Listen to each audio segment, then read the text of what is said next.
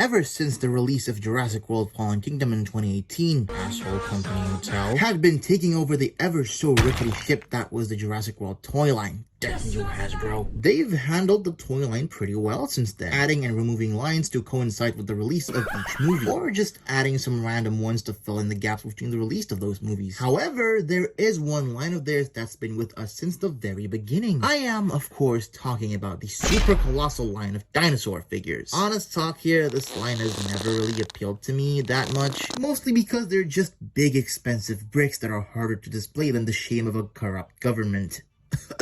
Hey, moron. You say you weren't interested in that toy line. Then how do you explain this? He's a gift, okay, Mini Screamy? Oh, I bet you wouldn't even know what that means considering you've never received one. Why you? Hey, Amber, can you do me a favor and eat this piece of failed character? I'd appreciate it. No, wait, I'm sorry. Much better. Silence. So anyways, greetings people of YouTube, I'm Screaming Star, and today I'll be reviewing the Jurassic World Rebirth Super Colossal Tyrannosaurus Rex. Or Ember if you want to go that route. Remember how I said this was going to be a sponsored video? Well, the one who's sponsoring it is a friend of my mom's, because she gave this to me. Thank you. Here are her socials if you want to check her out, and I'll also leave links for them in the description. Hey, doofus, you're not going to explain anything about this piece of shit lizard who just ate me? Also, please, for the love of Primus, let me out! Well, for that first part, apart from the fact that he's named Ember and only appeared in one scene in Jurassic World Rebirth, the one scene that got entirely spoiled by the marketing, by the way, I got nothing. And for the second part, I'm afraid you'll have to stay there for a while. What? You can't just do that! I swear you traitors bastard, I'm gonna— Anyways, what do I think of this big and glorified brick, now that I actually have one in person? Well, first off, let's open him up from this huge-ass box, and the unboxing process of this figure was— well, a process. So for once in a long-ass time, here's a fully dedicated unboxing segment.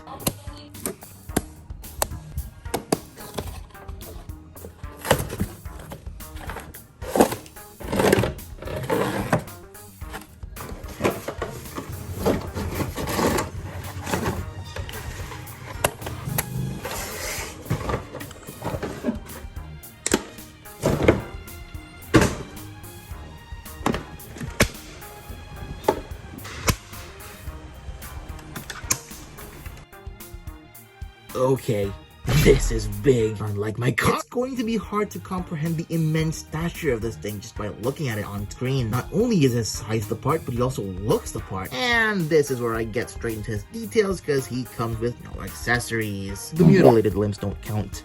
Honestly, even if this model isn't accurate to the film, which I think it is, it'd still be a massive improvement over the standard Super Colossal Rex model that we've seen used for the past films. I don't know how, but this mold feels more compact and robust, like it could withstand so much more impact than the other Rexes. No Spino is gonna be having his lunch here. This chunky boy is here to stay for a few more movies, which I sincerely hope would be better than this one, because I didn't like Rebirth that much, sorry. I do like the designs though, and my favorite thing about this Rex design is none other than this beautifully vicious head sculpt. Boy, what a stunner. His teeth are surprisingly sharp too for being a toy that's meant to be played by children. Slightly squishy materials on his eye ridges and lower jaw, which I have no idea what for, but hey, they feel nice. Just like how the entire head sculpt looks actually. Nicely painted. With a gaze this handsome, I'm sure not even Rexy could resist.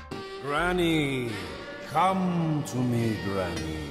Well, hello. Now, there isn't as much paint on the rest of his body, mainly relying on a few stripes and a small amount of counter shading to break up the monotonous gray. Could have sworn he looked more brown in the movie, but maybe that's just lighting of the scene, or maybe I'm colorblind. I don't know. What do you think, teal and maroon Innistrad Sevia? Though, fortunately, the figure doesn't look as boring as one might expect because the sculpting here is genuinely pretty well done. The large amount of surface area here provides an excellent playground for sculptors to go absolutely nuts with the details. So many scales and bumps and wrinkles and— Get me out of here! When I look at him from further away, his silhouette just looks so tough. Much better than whatever Mattel were cooking with their previous Rexes. Feel-wise, he's pretty damn solid. And heavy too, considering his inside is as hollow as the ending of Jurassic World Rebirth. Got him! Though unlike that disappointment, the hollowness here actually serves a purpose. A gimmick, if you will. And we'll cover that gimmick after we talk about his articulation. Cover the gimmick! No, please, I'm suffocating it! Ugh, fine, I'll be nice to you just this once, but don't you ever act up on me ever again.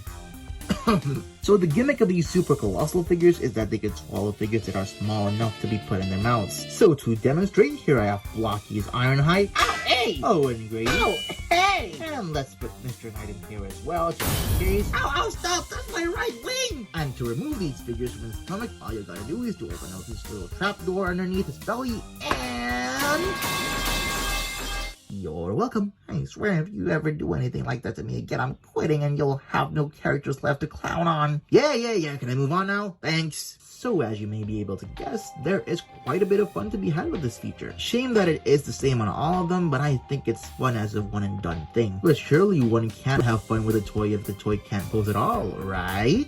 Well, thankfully it ain't the case with this guy, cause he's got a hinge at his top and bottom jaw, giving him a better view of the inside of his mouth here. One huge improvement over other super colossal figures that I've seen is that he's got a head rotation. This joint helps tremendously in giving him a lot of personality, and I am very grateful for its addition. His arms rotate, but they don't move out, and his wrists rotate as well. Unpronated wrist for the win, am I right? Legs are on ratchets with only one click forward and one click back. His ankles rotate, but I don't think it's necessary. And his tail can rotate and ratchet horizontally. I am actually surprised by how much pose I was able to squeeze out of him. He's no Hammond collection, but it's still not bad. His looks, feels, gimmick, and articulation all add up in one very fun toy. But before I end the review, let's talk about the elephant in the room. Or should I say the sauropod in the room? My goodness, this thing is illogically big, and seems to be in scale too, according to this one fan-made size chart, LMAO. Anyways, let's take a look at some size comparisons. Here's the super colossal T-Rex next to Hammond Collection Spinosaurus. Here he is next to my biggest Transformers figure, the Legacy Evolution Armada Optimus Prime. Slight mistransformation. I never thought I would have any figure in my collection that would make this figure look small. Comparing him to a regular 6-inch scale figure, we have the Marvel Legends Mr. Knight. I think these are in scale with each other. And finally, my only other Jurassic World T-Rex figure, the good old Thrash and Throw T-Rex from Fallen Kingdom. You can see how much better the sculpt has improved over like, what, 5, maybe 6, 7 years? It's pretty impressive. And there goes my review for the Jurassic World Rebirth Super Colossal Tyrannosaurus Rex figure. With this figure, what you see is what you'll get. You were expecting a big-ass, badass T-Rex toy with a ton of presence? That's exactly what you're getting here. You don't need me to go into any further unnecessary details because there's nothing more to talk about here. It's a huge T-Rex toy, and I like it for that. And for the price, I'd say he's worth, though it is up to you whether you want to give any funds to Mattel or not. I won't talk about it in detail here because I don't want to bring politics into this channel. Personally, I'm not at all intending on supporting what they did or are doing. I just so happen to like cool dinosaur toys. So if you want to buy this, feel free to do so at your own moral peril. I myself probably won't get any other figures from them for the time being. So let it be known that these figures that I plan to make videos on had already been bought before the fact. Once again, I am very grateful that I didn't have to spend a dime on this thing, and I thank my mom's friend very much for that. Again, her socials are linked below. And with all that being said, thank you so much for watching my video. What did you think of it? If you enjoyed it, leave a like, got something to say, leave a comment, and if you like the channel, feel free to hit that subscribe button. Farewell, fellas, I'll hopefully see you all next time.